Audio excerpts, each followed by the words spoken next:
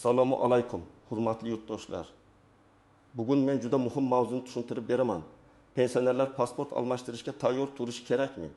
Kimlar majburiy ravishda ID kartaga o'tadi?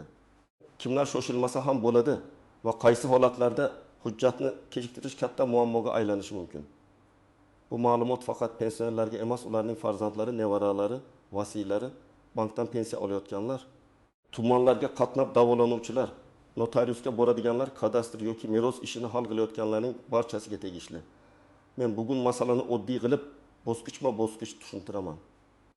Chunki pasport yoki ID karta bilan bog'liq kichik e'tiborsizlik pensiya olish, bank kartasini yangilash, davolanish, notarial ish, meros, uy-joy hujjatlari, hatto telefon raqamini rasmiylashtirishda ham to'siq bo'lishi mumkin.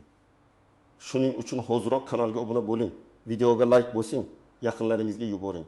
Ayniqsa uyingizda yoshi katta, ota-onangiz, bobo-buvingiz bo'lsa, bu videoni albatta oxirigacha ko'ring. Avval qanday edi? Ko'pchiligimiz yillar davomida pasport deganda ko'k rangli biometrik pasportni tushunib kelganmiz.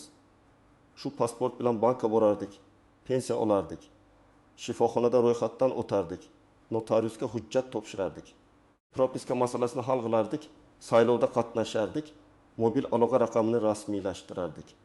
Ya'ni pasport oddiy hujjat emas, fuqaroning shaxsini tasdiqlovchi asosiy vosita edi. Endi esa O'zbekistonda shaxsni tasdiqlovchi ichki hujjat sifatida ID karta tizimi joriy qilingan. Ya'ni endi ichki muomalada, kundalik hayotda, davlat xizmatlarida, banklarda, notariuslarda, tibbiyot muassasalarida, ko'plab rasmiy jarayonlarda eski ko'rinishdagi pasport o'rniga bosqichma-bosqich ID karta ishlatilmoqda. ID karta plastik karta ko'rinishidagi zamonaviy hujjat bo'lib, unda fuqaroning asosiy ma'lumotlari va elektron identifikatsiya uchun zarur axborotlar mavjud bo'ladi. Bu yerda eng muhim savol: mening qo'limdagi eski pasportim hali yaroqli bo'lsa, men darhol ID karta olishim shartmi? Men bu savolga ehtiyotkorlik bilan javob beraman.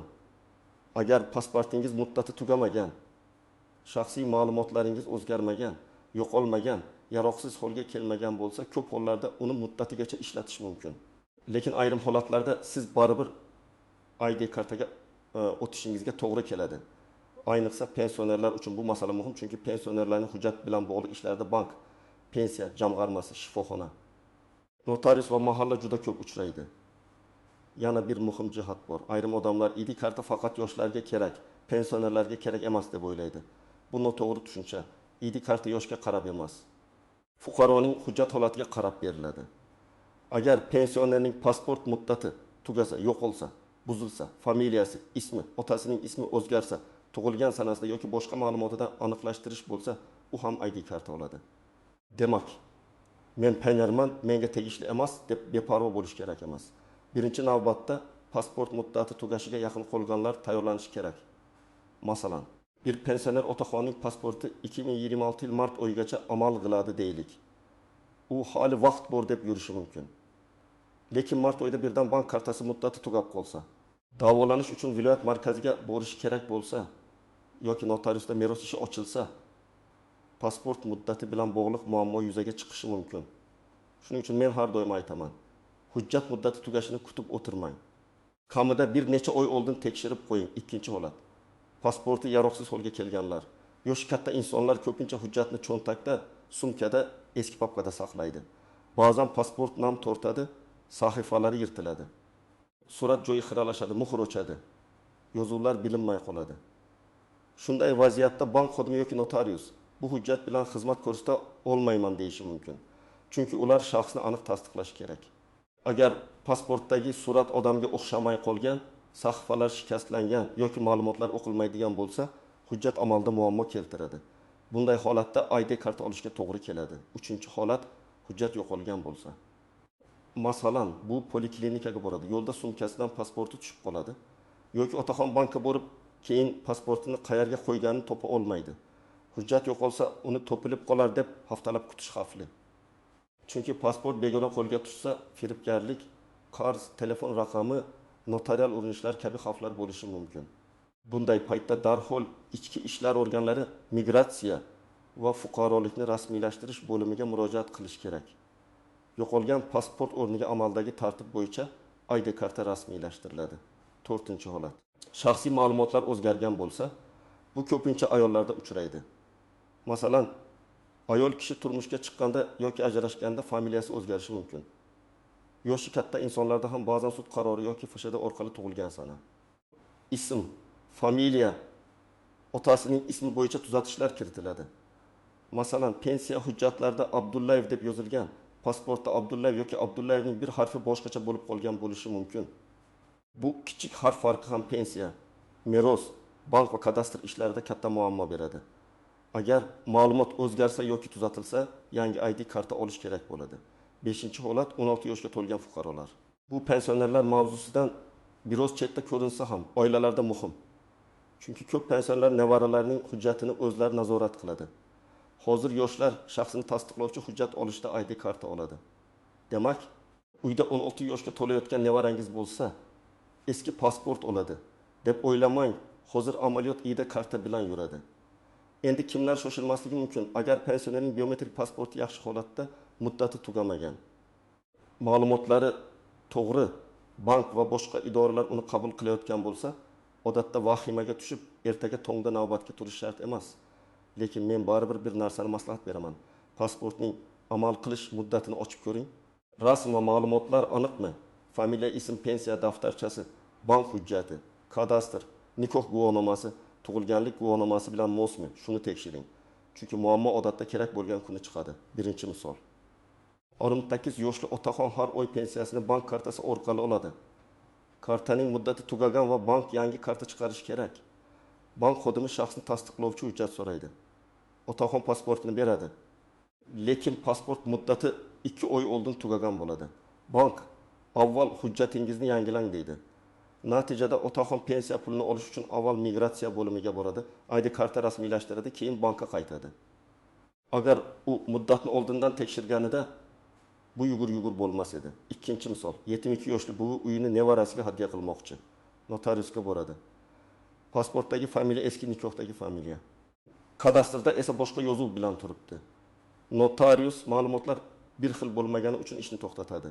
Bu avval FSHD yoki tegishli idora orqali hujjatlardagi ma'lumotlarni aniqlashtiradi. Keyin ID karta oladi. Undan keyin notarial ish davom etadi. Ko'ryapsizmi? Bitta harf yoki familiya farqi butun jarayonni kechiktirishi mumkin. Uchinchi misol. 65 yoshli ayol davolanish uchun boshqa viloyatdagi klinikaga boradi. Ro'yxatdan o'tishda pasportdagi surat juda eski. Yuz qiyofasi keskin o'zgargan. Hujjatning ayrim joylari yeyilgan bo'ladi. Klinikadagi xodimlar shaxsni aniqlashda qiynaladi. Agar oldindan ID karta olinganida elektron tizimlarda ma'lumot tezroq tekshirilardi. Ortiqcha savollar kamayardi. Demak, ID karta nafaqat majburiyat, balki ko'p hollarda qulaylik ham beradi. 4-misol. 7000 yoshli otaxon bankdan kredit yoki mikroqarz olmoqchi emas. Faqat omonatini yechmoqchi. Lekin pasporti yo'qolgan. U mening bankda avvaldan hisobim bor, tanishadi-ku deb o'ylaydi. Ammo bank qonun bo'yicha shaxsni tasdiqlovchi amaldagi hujjatsiz pul bermasligi mumkin. Chunki bu bankning xavfsizligi va fuqaroning o'z pulini himoya qilish uchun kerak. Shuning uchun hujjatsiz qolmaslik juda muhim. Endi eng ko'p chaqashadigan nuqtalarni aytaman. Birinchisi, ID karta bilan chet elga chiqib bo'ladimi? Ichki ID karta asosan mamlakat ichida shaxsni tasdiqlash uchun ishlatiladi. Chet elga chiqish uchun alohida xorijga chiqish biometrik pasporti kerak bo'ladi. Ba'zi odamlar ID karta oldim, endi chetga bora olaman deb o'ylaydi. Yo'q. Agar siz Rossiya, Turkiya, Qozog'iston, Koreya yoki boshqa davlatga chiqmoqchi bo'lsangiz, safar talablariga qarab xorijga chiqish pasporti kerak bo'ladi. ID karta ichki hujjat, xorij pasporti esa safar hujjati. Ikkinchi nozik jihat. Doimiy yashash manzili, ya'ni ro'yxatdan o'tish masalasi.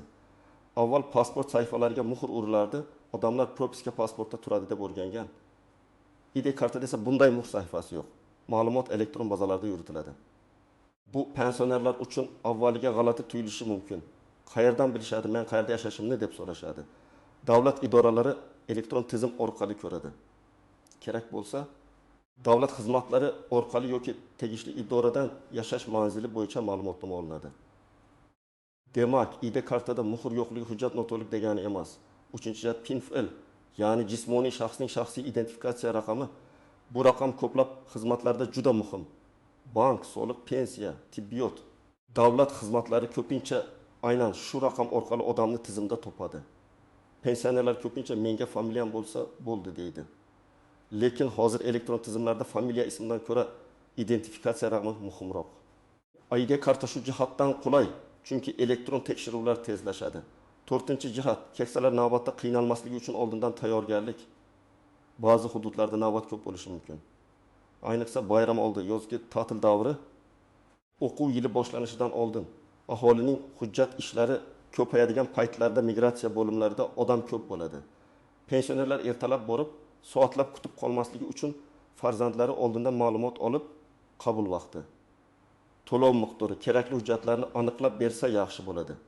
Imkon bo'lsa, yagona interaktiv davlat xizmatlari portali yoki davlat xizmatlari markazi orqali qaysi xizmatlarni oldindan ko'rish mumkinligini tekshirish kerak. 5-jihat, ishonchnoma va vasiylik masalasi. Ba'zi pensionerlar yura olmaydi, kasal, nogironligi bor yoki yotoq holatida bo'lishi mumkin. Bunday vaziyatda o'zi bora olmasa hujjat olmaydi deb o'ylamaslik kerak. Amaliyotda og'ir ahvoldagi shaxslar bo'yicha tegishli bo'limga murojaat qilib, joyiga chiqib xizmat ko'rsatish imkoniyatlari yoki qonuniy vakil orqali masalani hal qilish tartibi haqida so'rash mumkin. Har bir holat alohida ko'riladi. Eng muhimi, farzandlar onam yurmaydi, demak hujjatsiz qolaveradi demasligi kerak. Tuman migratsiya bo'limiga borib, sharoitni tushuntiring, qanday ariza va tasdiqlovchi hujjat kerakligini so'rang. 6-jihat. Eski pasportni tashlab yubormang. ID karta olgandan keyin ham eski pasportdagi ayrim ma'lumotlar tarixiy hujjat sifatida kerak bo'lishi mumkin. Albatta rasmiy tartibda eski hujjat bekor qilinadi yoki tegishli belgi qo'yiladi. Lekin sizda eski hujjat nusxalari, nikoh guvohnomasi, tug'ilganlik guvohnomasi, harbiy bilet, pensiya bilan bog'liq hujjatlar mehnat daftarchasi saqlangan bo'lsin. Ayniqsa meros, sud, kadastr, familiya o'zgarishi, ish staji kabi masalalarda eski hujjatlardagi yozuvlar kerak bo'lib qolishi mumkin. 7-jihat, pul va to'lov masalasi. ID karta rasmiylashtirishda davlat boji yoki xizmat haqi bo'lishi mumkin. Uning miqdori vaqt o'tishi bilan o'zgaradi. Shuning uchun men aniq raqamni yodlab olishni emas, murojaat qilishdan oldin rasmiy manbadan tekshirishni maslahat beraman. Eng to'g'risi migratsiya bo'limi, davlat xizmatlari markazi yoki rasmiy portal orqali so'rash. Ko'chadagi men tez qilib beraman degan odamlarga pul bermang. Hujjat masalasida vositachilarga aldanish juda oson. Hammasini rasmiy to'lov orqali qiling, chekni saqlang. 8-jihat. Ma'lumotlar mosligini tekshirish. Men amaliyotda eng ko'p ko'radigan muammo bu harflar va sanalardagi farq. Masalan, pasportda O'g'iloy deb yozilgan nikoh guvohnomasida O'g'iloy, pensiya hujjatida Ogiloy. Yoki tug'ilgan sana bir joyda 1926 yil 12 may, boshqa joyda 1926 yil 21 may. Yoshligida hujjat qo'lda yozilgan, keyin kirildan lotinga o'tilgan, tarjima va transliteratsiyada xatolar ketgan bo'lishi mumkin. ID karta olishdan oldin bunday xatolar aniqlansa, darhol tuzatish yo'lini so'rang. Chunki noto'g'ri ma'lumot bilan yangi hujjat olib qo'ysangiz, keyin yana tuzatishga to'g'ri keladi. 9-jihat, bank pensiyasi uzilib qoladimi? Hujjat almashtirishning o'zi pensiyani bekor qilmaydi. Lekin bank yoki pensiya tizimida ma'lumot yangilanishi kerak bo'lishi mumkin. Masalan, siz ID karta oldingiz, ammo bankdagi ma'lumotlaringiz eski pasport raqami bilan turibdi. Keyingi safar bankka borganda yangi ID kartangizni ko'rsatib, ma'lumotlarni yangilab qo'ying. Pensiya jamg'armasi yoki mahalla bilan bog'liq jarayonlarda ham yangi hujjat nusxasini talab qilishlari mumkin. Shuning uchun ID karta olgan kunning o'zida yoki yaqin kunlarda bank va kerakli idoralarga ma'lumotni yangilash haqida o'ylang. 10-jihat, telefon raqami va elektron xizmatlar. Hozir ko'p xizmatlar SMS orqali tasdiqlanadi. Pensionerning telefon raqami o'z nomida bo'lmasa, davlat xizmatlari portaliga kirishda, bank ilovasini tiklashda, pensiya yoki subsidiya bo'yicha ariza topshirishda muammo bo'lishi mumkin. ID karta olgandan keyin mobil operatorga borib, raqam kimning nomida ekanini tekshirish foydali. Agar raqam farzand nomida bo'lsa, har doim ham yomon emas, lekin ayrim rasmiy xizmatlarda aynan fuqaroning o'z nomidagi raqam kerak bo'lishi mumkin. Endi men aniq nima qilish kerakligini ketma-ket aytaman. Birinchi qadam, pasportingizni qo'lingizga oling va amal qilish muddatini tekshiring. Sana qayerda yozilgani farzandingizdan yoki yaqinlaringizdan so'rab ko'ring. Agar muddat yaqinlashgan bo'lsa, masalan 6 oy ichida tugasa, tayyorgarlikni boshlang. Muddati o'tib ketgan bo'lsa, kechiktirmang. Ikkinchi qadam, pasport holatini tekshiring. Surat aniqmi, sahifalar yirtilmaganmi, suv tegmaganmi, muhr va yozuvlar o'qiladimi? ism familiya xatosizmi? Agar hujjat eskirib tanib bo'lmas darajaga kelgan bo'lsa, hali yuribdi-ku demang. Eng kerakli paytda qabul qilinmay qolishi mumkin. 3-qadam. Asosiy hujjatlarni bir papkaga yig'ing. Amaldagi pasport, tug'ilganlik guvohnomasi bo'lsa, nikoh yoki ajrim guvohnomasi bo'lsa, familiya o'zgarishiga oid hujjatlar, pensiya hujjatlari, nogironlik bo'yicha ma'lumotnoma bo'lsa, yashash manzili bilan bog'liq hujjatlar, eski pasport nusxalari, bank kartasi ma'lumotlari alohida tursin.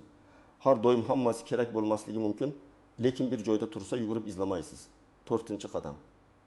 Tuman yoki shahar migratsiya va fuqarolikni rasmiylashtirish bo'limiga murojaat qiling. Ayrim hollarda davlat xizmatlari markazi orqali ham ma'lumot olish mumkin. Borishdan oldin telefon qilib yoki rasmiy manbadan qabul vaqti.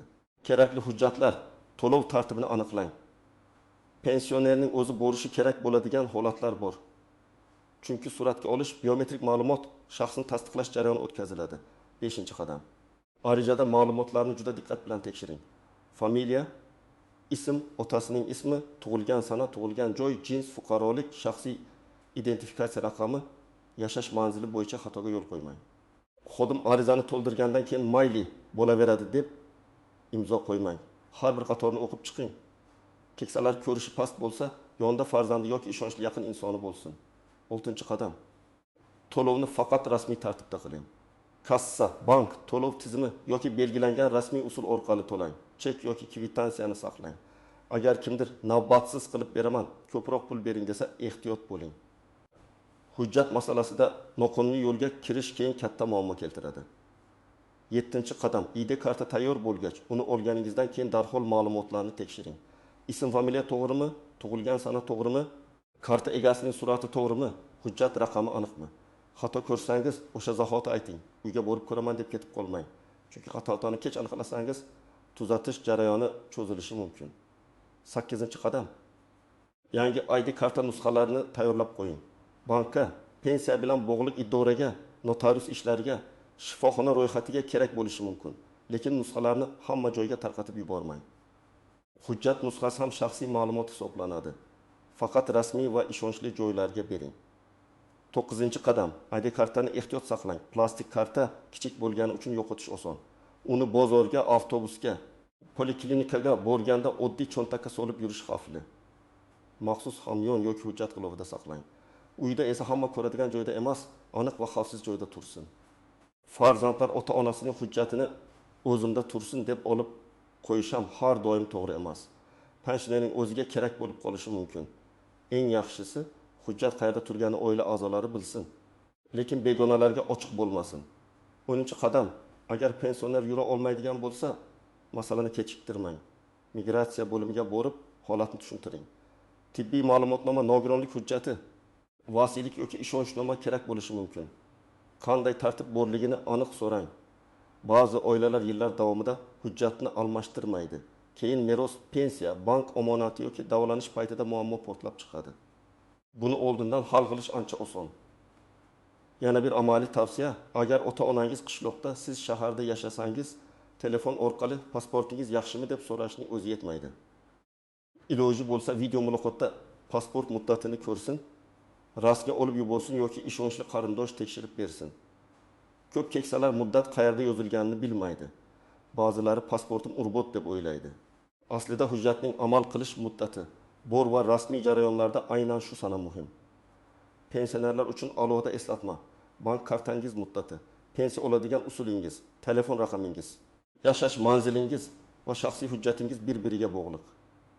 Bugun hujjat eskirsa, ertaga bankda muammo bo'ladi. Bankda muammo bo'lsa, pensiya pulini olish kechikadi. Pensiya kechiksa, dori-darmon, kommunal to'lov, oziq-ovqat xarajatlari qiyinlashadi. Demak, bu faqat pasport almashtirish emas, bu kundalik hayot barqarorligi masalasi. Farzandlarga ham aytaman, ota-onangizning hujjatiga beparvo bo'lmang.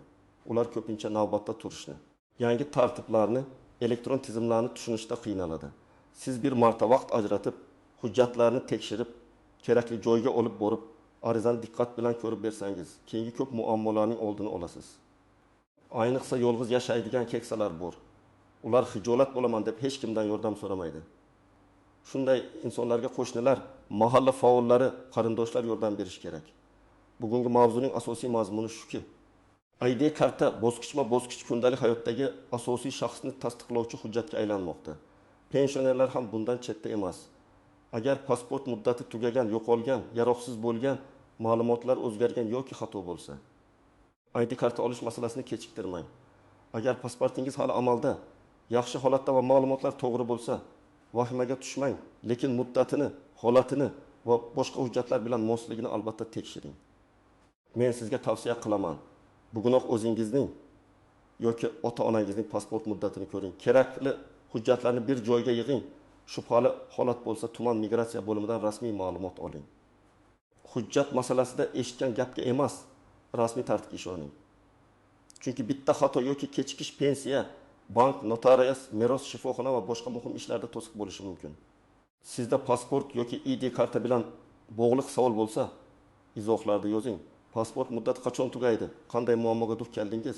Bank yoki idorada nima deyishdi? Men keyingi videolarda eng ko'p berilgan savollarga alohida javob beraman. Videoni like bosib qo'ying, kanalga obuna bo'ling va bu ma'lumotni ota-onangizga, bobo-buvingizga, qarindoshlaringizga yuboring. Chunki bunday xabarni vaqtida bilgan odam ortiqcha navbat, asabiylashish va pul yo'qotishdan saqlanadi.